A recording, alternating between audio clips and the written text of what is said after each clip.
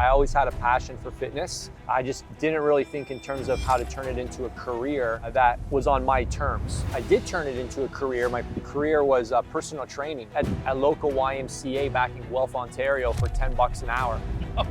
It was the same gym that my dad would work out in. My Italian father would say, yo, are you gonna be a personal trainer when you're 35? Making $10 an hour, you just spent $50,000 on a university education. You know, why don't you go to teacher's college and get pension? Why don't you get your summers off? Why don't you have something more secure? I simply asked myself, what's the worst thing that can happen? If this doesn't work out, I go back to the gym, work for Murray, and I just keep selling in the office while they bring me coffees. By 2008, I was full-time online. I fired my boss. And then the rest is history. For 12 years, I built my own muscle building business, helping skinny guys build muscle with new programs. Because I was one of the pioneers, if you will, one of the early adopters to the internet world, a lot of people knew who I was and started asking me, not fitness advice, business advice. People started asking me, hey, do you teach how to make money online? And I'm like,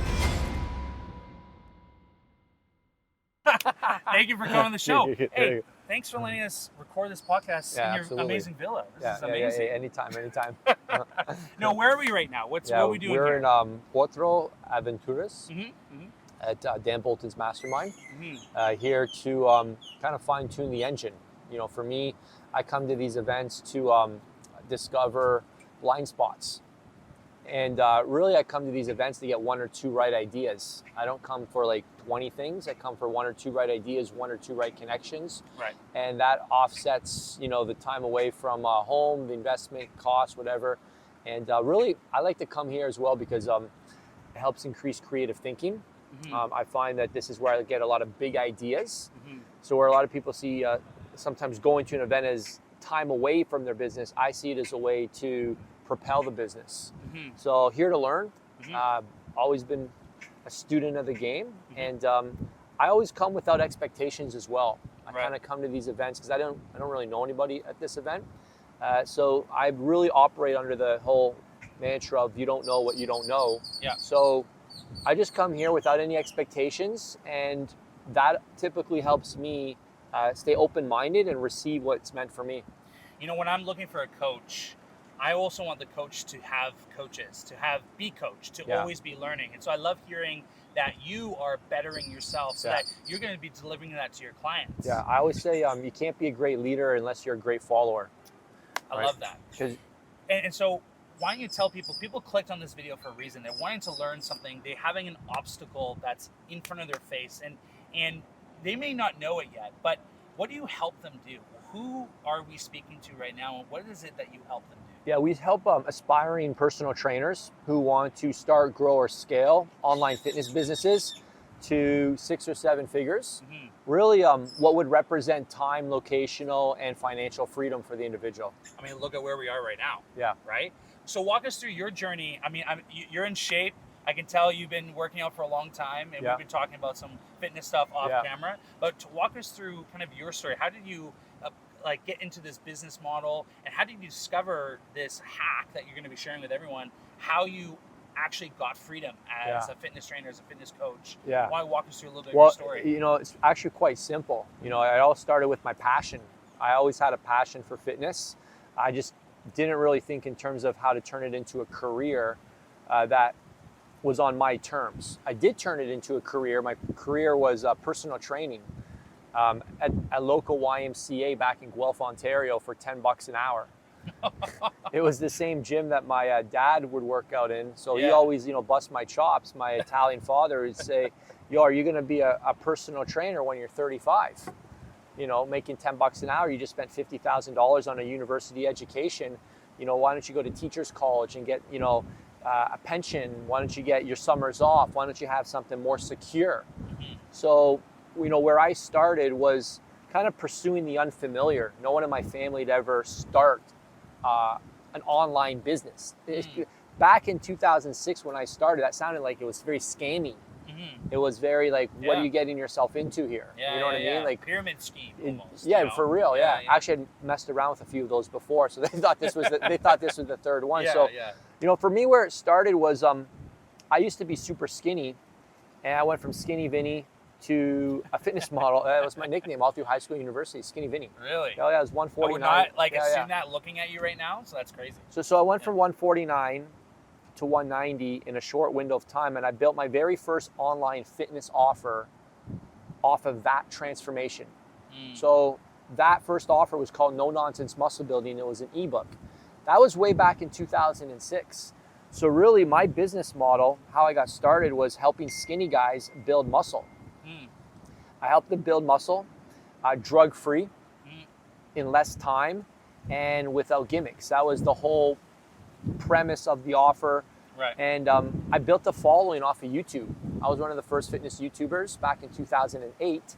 Nice. And really what I did was I posted 2 YouTube videos, Mondays and Thursdays at 5 p.m. Eastern for like 12 years straight. So I created content that attracted people to get a result before I transacted. And then there was always links to join my email list or to get a free workout or meal plan. And then through the email list, I would sell my full-blown organized programs. Okay. And that was the whole business model. So it was pretty much all online from the get-go. So I started off as a personal trainer myself. So in 2022, I was working 60, 70 hours a week as a personal trainer. Gotcha. In the gym, counting reps. I always joke around while my boss was counting checks. and then I got into fitness consulting. I was the guy, if you joined a gym, I'd be the guy selling you personal training. Gotcha. I'd be the guy who wouldn't let you leave the office until you bought 12 sessions. Or if I try to pitch you on 144 sessions. Yeah. Right? Sure. Come on, 3 sessions a week for the next. So that was my job. Yeah. And I did that for a couple of years. I worked off a commission. That's when I fell in love with like the idea of writing my own paycheck. When I was making way more money than all the other personal trainers when I stepped into this sales position. So that's where I learned how to sell in the office face to face, like all day long, 8 people a day for a couple of years. Right.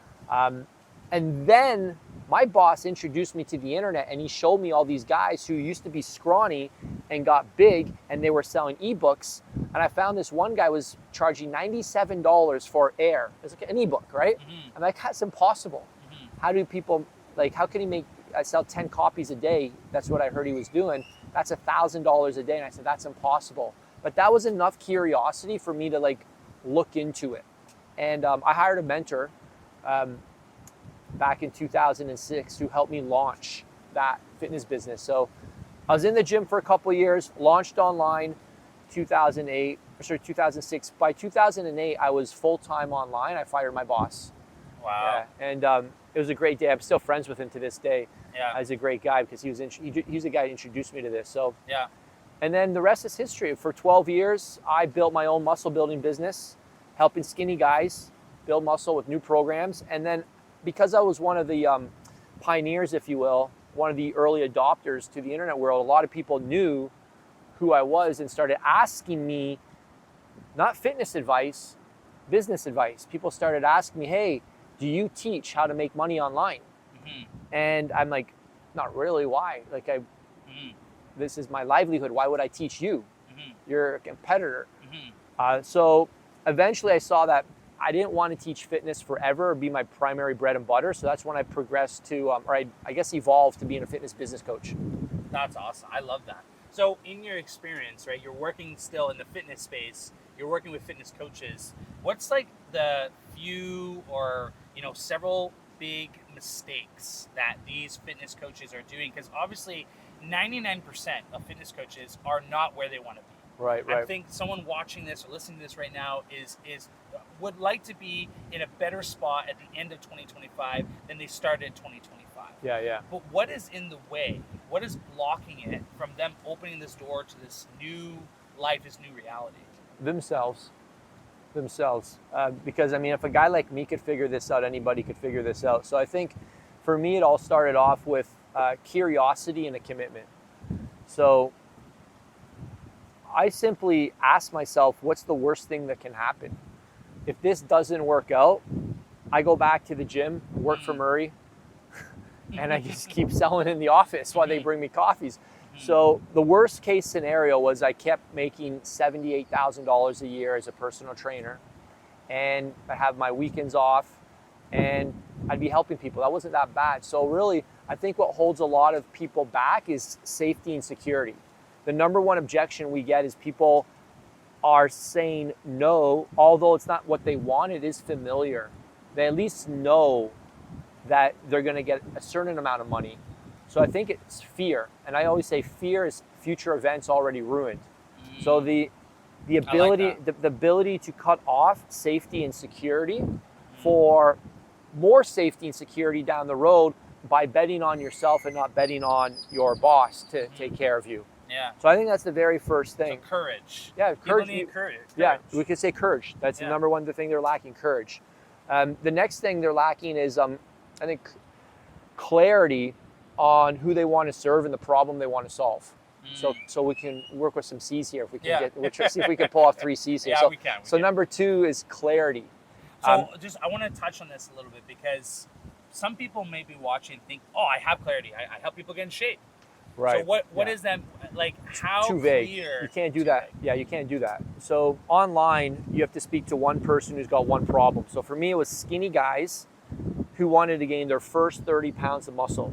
So I was marketing to beginners. Yeah. I wasn't marketing to big dudes. Yeah. Guys already, in the game for 4 years. I was marketing to scrawny pipsqueaks. And I was helping them have their first muscle building transformation. Yeah. So that was the problem, and that was the person. So I had singularity of focus on who I was speaking to, and marketing is 73% knowing who you're talking to. I think John Carlton said something like that. He's a famous copywriter for you guys. Something crazy. Like, it just made so much sense. When you know who's in front of the camera, it's even easier to know what words to come out so that they resonate. Yeah. And I think that's the second thing. Clarity on your offer, your problem and the person, which will lead to the offer that you create.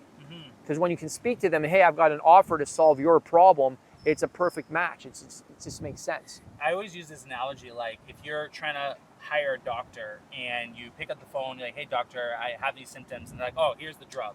Yeah. Versus a doctor is like, oh, are you feeling this? Yeah. Are you experiencing this? And asking questions. And then you're like, oh, yeah, I am feeling this way. Oh, no, not there, here. Oh, so you might have this. And you feel instant trust. Yeah. Because the person is resonating and understands your problem. Right.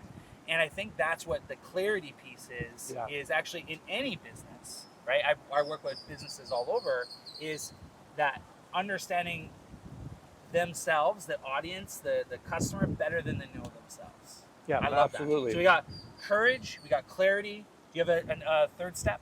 Yeah, well, you tell me which one to go with. I mean, we could talk about conversion. We could talk about what about content? Yeah, content's crucial because content's going to grow your following. We need traffic. We need eyeballs because money follows attention. I think Grant Cardone's got a funny quote. He says, people can't flow you if they don't know you, right? So your biggest risk is not being discovered. Yeah. So how do we create content or how do we get traffic? Yeah, we need to tap into the free platforms that can shoot us out into the internet webs and get discovered. So yeah, content is massive. Is there any hacks or tricks for, fitness, especially online, is so competitive. I would argue one of the most competitive niches out there. Yeah. Do you have any advice or tips to stand out? Yeah. How can they attract their ideal audience if they're targeting skinny guys? Right. Or they're targeting middle-aged women. What can they do to, like, hey, put a shining light on themselves online? Absolutely, it's a great question. So the core of it is be you. It really means to be authentically, boldly you, right? Be the version of you. Hormozi's got a quote where he says, authenticity is the version of you where you would say whatever you want if it had no consequences. Something like that. And I think that's authenticity. So it's really not filtering what you want to say. It's sharing your vision, your values. It's sharing the vehicle that you believe is going to take people to their destination. So it really is just doubling down on what you stand for, because that's going to attract or push away.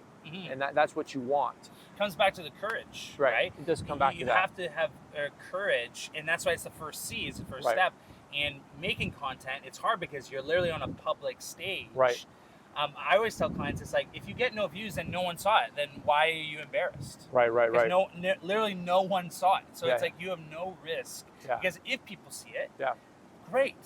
If people don't see it, still great because then no one saw it. Yeah. And it's like there's no successful person that hasn't had a flop video. Right. Like I've never met someone with a big following or a big business that hasn't made some flops or mistakes. Oh, it's for like, sure. it's part of the journey. Absolutely. Yeah, I mean, we could talk about content for a while, but I think that's the first thing to think about, right? Mm-hmm. How to be energetically attractive, something that we've been talking about at this event here. And that really is going to be coming from a place of knowing your uniqueness. I think right now what's winning right now on the internet, 2025, is that people who are expressing their super uniqueness more than anybody else, they're making whatever tactic they're following work. Because a lot of people say, oh, do I do this style or this style? It doesn't matter. Yeah, do I do this one or this one? It doesn't matter. Yeah. You can make any of these things work. They all work if you're plugged in. Your authentic self is plugged into that framework. Yeah. Or otherwise you're just, you're just working off of templates, right? As opposed to like they're actually connecting. There's an emotional connection to the character what's the differentiator factor. Yeah. Being a creator myself, I know the dilemma for fitness coaches out there. They feel like they might have to dance to go out and get views. Right. They have to, I have to do these trends. But what you're saying very beautifully is like, you just have to be you. If you are and you like to dance, then you should do it. Absolutely. And that will shine a light on people who are just like you. But if you're someone who wants to sit down and have a conversation like a podcast format and talk about fitness, 100%, then you need to do that. So lean into your uniqueness. Yeah, what I would say is create content that, 2 things you could write down that is simple for you to create and that makes you look awesome. Simple to create, makes you look awesome. Don't do anything that doesn't meet those 2 criteria, and that'll start to move you in the right direction. Yeah, I love that. And fun. Yeah. I would add, like, if you don't have fun doing it, like this should be a process of creative freedom. And I'm a big believer that we all are creative creatures. Right. And, we grew up as kids with stories, and we can find fun in this if you let it. Well, that's what separates us as well from AI. And I think, one of our mutual friends, Erwin McManus, talks a lot about the power of imagination, which is being able to create ideas in your mind and then expressing those, sharing those. I think I don't even like the word content. I try and tell my students what I'd say is that you're in the world of idea warfare. It's best ideas win. So being able to express your ideas is far more impactful than like a piece of content, which is maybe like how to, rather than how I. Yeah. And you're changing the perspective of what content really is. Right. And for me, that's actually a cool unlock, because it's like we're just sharing ideas, right? That's right. 100%. I love that. Yeah. So we got courage, we got clarity, we got content, or big ideas, but we're gonna keep content because it's a C. Yeah. Is there a fourth one? Yeah, there could be a fourth one. Let's find a C. Well, so now they're in our world, I guess like conversion would be the next thing. Like, how do you actually get the sale? How do you keep them? I would talk about community, to be honest. Let's talk about, so we need a fourth C. We just came up with, community is the big C, because that's what's going to create safety and security for you, having a tribe of buyers, having a tribe of clients that are family, people that stick around for years. Not because you've got like a cool fancy workout that's coming in 6 months. While that stuff helps, what you've done is you really created a community of like-minded people that is essentially the family they've never had or the family they've always been looking for. So people don't leave coaching programs. People don't leave families, they leave coaching programs. So I think retention is going to come from creating a place where relationships are formed and where the value of the group is no longer like the head honcho always teaching, but allowing them to form friendships, deeper connections, opportunities together, chances to make money together. That's what keeps people in the community. I love that. I think it's so powerful because that's the point of, I think, content is connection, is bringing people into that tribe, that community, because we all strive to have connection with people. I think Right. that as humans, I think we're designed Yeah, for that. 100%. Right? Yeah. And we're not, like, it's not trying to be famous or go viral. It's actually to find your community. Yeah. And you can make a huge amount of money, 6 and even 7 figures, Yes. with a 1,000-person community. 100%, Which yeah. most of us, I would argue, can realistically get to. Yeah, absolutely. Right? Yeah. 1,000 diehards is, I mean, you don't need a lot of people to build a great community. But yeah, that's what you're talking about. We're talking about how the vibe attracts your tribe. So that's all being authentically you, and bringing those people together. I think that's probably one of the most important things, to have a community that's thriving. I love that. So is there anything, as we're kind of landing the plane here, we'll be going into a session pretty soon. I always like to leave people with something, because they're probably pumped up. They're writing notes. They're like, yeah, this all makes sense, right? But there's probably still something in their mind that, like, I'm still trying to figure out this one thing. And I always like to leave them with an action step. Because if you watch this piece of content and you don't take action, it's like you're going to forget about it.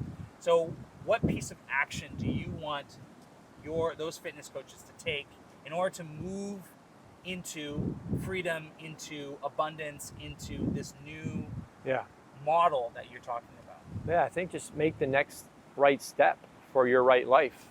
Most people know what they need to do, but they just need to pull the trigger, right? And it's a decision. It's a moment of decision. So it's just trusting yourself to take that next step, whether that's scheduling a call with a potential mentor, whether that's going to an event, whether that's posting that next piece of content, or finishing your offer, checking out your offer, checking out your page. Sure. Yeah, I mean, exactly. I would advise someone to find someone they value in terms of, like, not what they've just done, but who they are. There's a lot of people who've built big businesses, but I would never associate with them because I don't resonate with their vision, with their value specifically, right? Or their just philosophy around business. So find somebody who has what you want in excess, but not just excess material things. I mean, excess joy, excess abundance, excess contentment, excess richness in relationships. I would be looking for the guy that has what you want in excess, outside of, like, how many cars he has or how many houses he has. And I think if that's what you resonate with, if you want a 9-car garage of Lambos, then maybe just go hire that guy.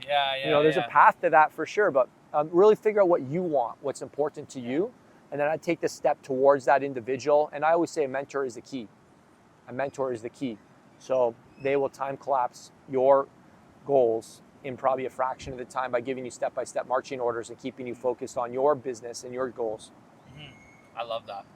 And like, I want to know what's important to you. What can you leave them know so they understand, like, hey, is this my guy? And do they resonate with you? So what's important for you? We're ultimately helping Fit Pros achieve freedom, and everyone gets to redefine freedom for themselves. Some people that might mean, not working Fridays. Some might be, retiring their spouse. For some people that might just be knowing they don't need to take on every single client because they only work with a certain type of person. So what I'm all about is helping our students build an online coaching business around 5 Ps. The first one is your passion. So what you would do for free the rest of your life. 2, your purpose. What have you been called to share? And your purpose is always found in your pain from the past and what you've had to push through. 3rd, building a business around profits that feed your family, not revenue that feeds the ego. 4, predictability, having systems so that you can have consistency in your revenue. And then lastly, peace. You have peace, not chaos and panic, pushing the business forward. And then my high standard is to do all of that without sacrificing your family, your faith, fun, and your own fitness in the process. So that's what we're all about. Not how much money you make, but how you make the money. Where can people find you and learn more Instagram's the best spot, at Vince Del Monte, blue verified account, Vince Del Monte, one word, all lowercase, and that's where I hang out most. Thanks, brother. Thank you, man. Let's make it happen.